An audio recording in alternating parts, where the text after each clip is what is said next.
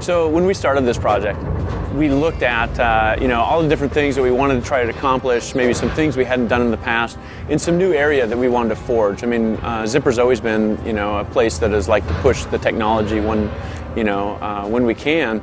And certainly, first-person shooter was an area that we're all very in tune with and really enjoy a lot. So straight out of the gate, we chose to go with 256 players, and that was largely for two reasons. One, it actually fits neatly into like the network packets, but aside from that, it's a very big number. I think it was one at the time that we felt like was certainly something that we'd be pushing it for us, but we wanted to set the bar way out there and really try to accomplish something that was. That we didn't think anybody would be able to do by the point we delivered the game. We did want to do something that nobody else has done yet, and that's kind of push the scale. We looked at doubling, and that just didn't quite feel enough, and so we went up to 4 times, and then finally settled on about 8x, and felt like, hey, we've got a big enough challenge there, but still feel like that's fully attainable. Yeah. So for MAG, we actually started completely from scratch. We even threw away our old code base for the most part. And we rely very little on any third-party stuff. We started with our own renderer, and the primary reason for doing this was that we knew, from the start, that being able to push the 256 player number and get that many people on screen, to have the environments the size that we would need them to have gameplay fit, would just probably require absolutely every ounce that we could get out of the PS3. So the only way for us to really realize that was to write everything ourselves. And then we can choose what we want to put on the SPUs and how much we want to optimize it. And that's basically how we've been able to pull this thing off. One of the things that was brand new was developing the server technology in and of itself. Coming up with ways to deal with the fixed amount of bandwidth that we have between each client.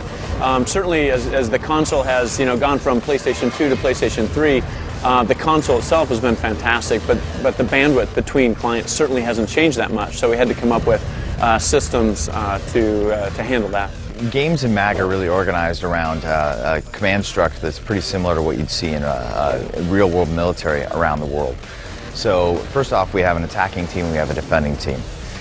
Each of those sides is broken down, starts from the ground up from the squad. So when you first join a game, you're matched into a squad, and that's going to be 8 players. One of them is going to be a squad leader. Now, each of those squads reports into a platoon. There are 4 squads per platoon. There are a total of 16 squads in an entire side. And then there's the one company on the top that holds all 4 platoons. So it's very similar to kind of a real-world structure. As contrary as it may sound, orders really are suggestions. So in MAG, we don't want to beat you over the head with a stick if you're not following orders. Instead, what we've tried to do is give a real incentive system, as well as a bunch of communication tools for leaders to try to make it easy to know what they want you to do. The first and the lowest level is what the squad leader has at his disposal, which is what we call a FRAGO system. It stands for Fragmentary Order. So as a squad leader, if I'm approaching an enemy outpost, I see a gate, I see a couple of bunkers, I see a bridge, I have to figure out which route I want my guys to take. So I may point, which is 2 button clicks, point at that gate and click a button, and then my whole squad hears, take out that gate. So now, if my soldiers are fighting off doing their own thing, they're going to get experience and rewards for that.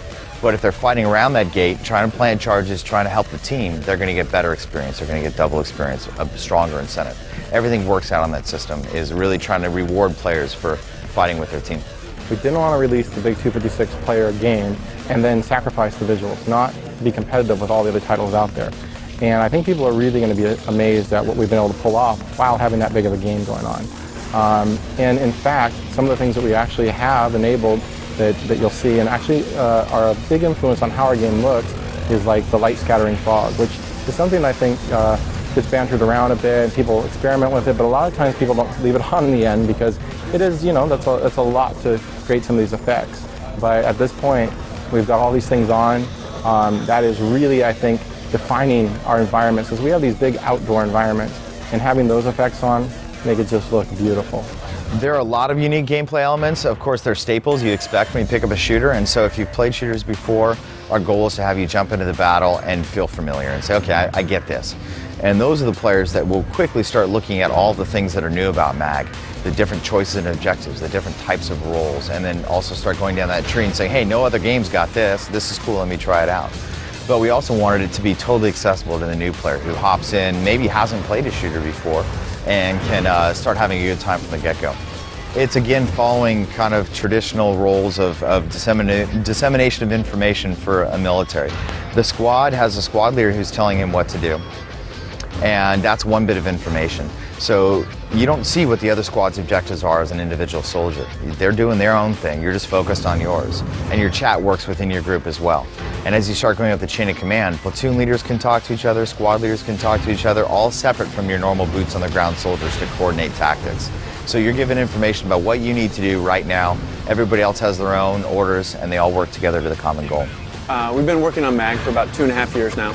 It's been, and right now we're essentially at the alpha stage, where we're basically done with everything and just kind of trying to get everything polished up and ready for a beta and then a launch later this fall. I don't know any details about when our beta stuff will be. Obviously, we will have an extensive beta. And you know, one of the things that we're able to leverage here at Zypper is we've been doing this for a while. All of the titles have been multiplayer titles, and so we know that, you know, there's nothing like getting it out to a public beta and having everybody really stress the system. And so there's no doubt we will really hit it hard before this thing actually gets released. We certainly recognize that, you know, with MAG as being, you know, an online-only game, we have to provide, you know, a lot of community support and a lot of just, you know, continued, you know, attention from the developer throughout the life cycle of the game. I mean, even after launch. I mean, the downloadable content and the post-launch stuff.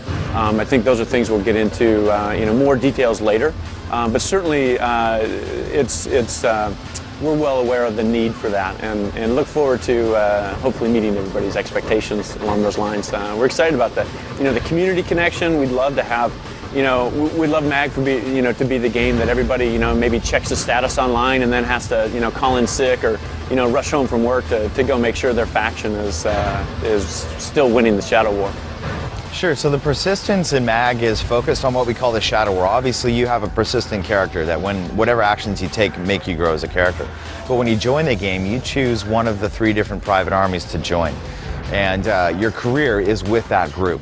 So every battle you play, every victory you have, every loss will either move your team ahead a little bit or behind a little bit. So think of each game mode as kind of like a tournament. So if I like to play the escort missions, there's an ongoing tournament that sits on top of that. Every time somebody wins an escort mission or loses, they get ahead or they get behind.